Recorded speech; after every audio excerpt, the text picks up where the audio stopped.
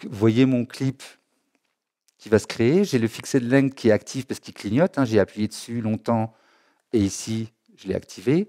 Ou alors, j'appuie dessus, bref, il est off. Et là, il est on.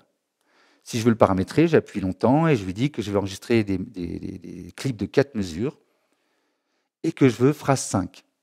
D'accord? Ça, je l'ai activé aussi en appuyant dessus. Et donc là, regardez ce qui se passe. Ma rythmique tourne, je déclenche l'enregistrement. Il commence au milieu du clip. Je delete, touche delete, je recommence. En fait, ça veut dire que ça va être synchro. C'est-à-dire que le début de ce clip va correspondre au début de tous les autres clips que j'ai créés. Donc vraiment, si vous êtes débutant, que vous voulez vous enregistrer comme ça, que vous lancez l'enregistrement un peu n'importe comment, bah, c'est pas très grave, parce que si j'ai pas le fixed length, donc je le désactive, je supprime. Et là, maintenant, c'est le début de mon clip.